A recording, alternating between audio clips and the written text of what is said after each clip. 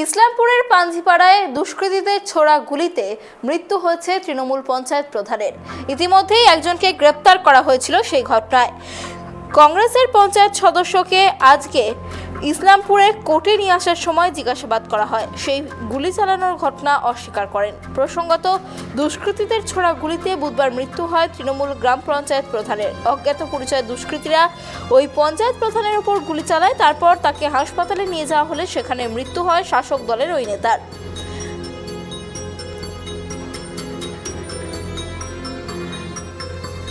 এই গুলি চালানোর ঘটনায় একজনকে গ্রেপ্তার করা হয়েছিল। সেই কংগ্রেসের পঞ্চায়েত সদস্যকে আজ ইসলামপুর কোর্টে নিয়ে আসার সময় জিজ্ঞাসাবাদ করা হয়। তিনি গুলি চালানোর ঘটনা অস্বীকার করেন।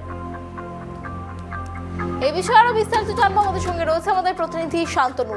যেমনটা জানা যাচ্ছে যে পাঞ্জিপাড়া যে দুষ্কৃতীদের ছোড়া গুলিতে পঞ্চায়েত প্রধানের মৃত্যু হয়, সেই ঘটনায় একজনকে গ্রেপ্তার করা হয়েছিল কংগ্রেসের এবং তাকে আজকে কোর্টে তোলা হয়েছে। বিস্তারিত কি জানতে পারছেন?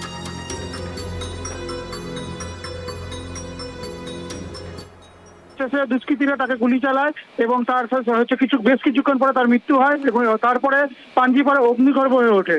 এবং তার সঙ্গে থাকা পঞ্চায়েতেরই কংগ্রেস সদস্য মোহাম্মদ মুস্তফা, সে ছিল সাথে এবং সেই সময় সে হচ্ছে বাইকেই ছিল এবং সে বাইক থেকে পড়ে যায় বলে সেটা প্রথমে খবর হয়। কিন্তু তারপরে পুলিশ তাকে হচ্ছে প্রথমে জিজ্ঞাসাবাদের জন্য তাকে হচ্ছে নিয়ে আসে এবং তারপরে তার কথায় অসঙ্গতি ধরা পড়া হয়, তাকে হচ্ছে অ্যারেস্ট করা হয় এবং অ্যারেস্ট করার পরে কালকে রীতিমতন তাকে হচ্ছে জিজ্ঞাসাবাদ করা হয় এবং জিজ্ঞাসাবাদ করার পরে হচ্ছে আজকে তাকে ইসলামপুর আদালতে তোলা হয়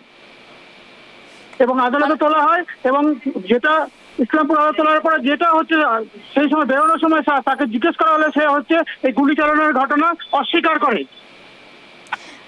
যে অভিযুক্তকে আদালতে আজকে পেশ করা হলো, গুলি ছোড়ার ঘটনায় যাকে ধরা হয়েছে, তার বিষয়ে বিস্তারিত কি জানা যাচ্ছে?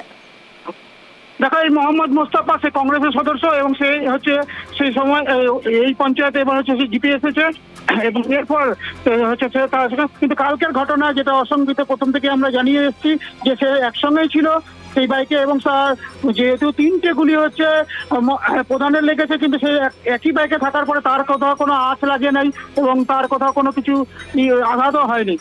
এটা একটা সন্দেহের বিষয় রয়েছে এবং তার সঙ্গে যেটা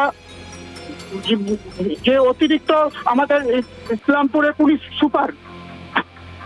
জেলার পুলিশ সুপার সে জানিয়েছেন যে হচ্ছে মোহাম্মদ মুস্তফা করা হয়েছে এবং বেশ কয়েকজনকে আরো হচ্ছে জিজ্ঞাসাবাদ করা হচ্ছে, তাদের নজরে রাখা হয়েছে এবং তাদের মধ্যে হচ্ছে কে এই ঘটনার সঙ্গে কারা কারা জড়িত সেটা পুরো তদন্ত চলছে। এবং এর সাথে হচ্ছে বিহার, যেহেতু পাঞ্জিপাড়া বিহার এবং বেঙ্গল সীমান্ত, অনায়াসে এই দুষ্কৃতীরা সেখানে বেঙ্গলে কোনো ঘটনা ঘটিয়ে দিয়ে তারা হচ্ছে বিহারে চলে যায়। সেই জন্য বিহার পুলিশেরও সহযোগিতা কালকে থেকে নেওয়া হয়েছে এবং শার্পশুটাররা বিহারের দিকেই গিয়েছিল।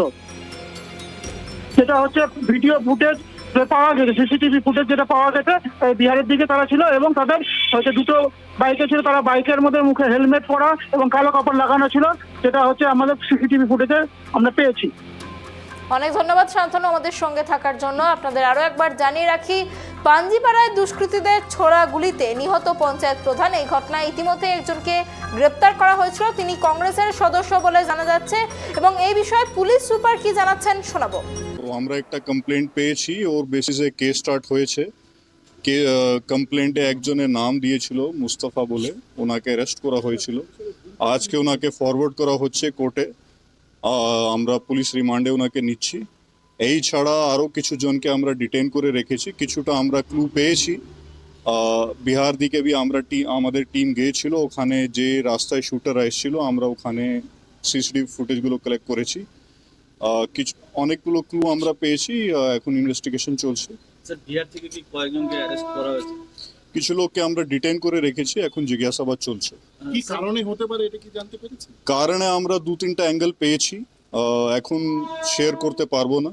কিছু কনক্রিট পেলে আমরা নিশ্চয়ই জানাবো। স্যার, অ্যারেস্ট পারসন কি বলছে যে সুপারি কিলার আনা হয়েছিল বা কি মানে কন্ট্রাক্ট? এই যা ঘটনাটা ঘটেছে, যেভাবে শুটাররা এটাকে এক্সিকিউট করেছে, ওটা দেখে এটা প্রাইমা ফেসি একটা মনে হচ্ছে কি প্রফেশনাল শুটারদেরকে হায়ার করা হয়েছিল তো বিহারে যে ক্রিমিনালগুলো লিস্ট আছে ওটা বি আমরা ক্রস ভেরিফাই করছি, অনেকজনকে আমরা এখন পর্যন্ত ফিক্স করে পেরেছি, তো নিশ্চয়ই কিছু আমরা আরও অ্যারেস্ট করবো। लेकिन বর্ডার ডিস্ট্রিক্ট আছে আমাদের, সবসময় কোঅপারেশন থাকে, আর এইভাবেই যখন ওনাদের ক্রাইম হয় আমরা কোঅপারেট করি, ওরা বি কোঅপারেট করছে, তো ইনভেস্টিগেশনে কিছু চলছে। Thank you.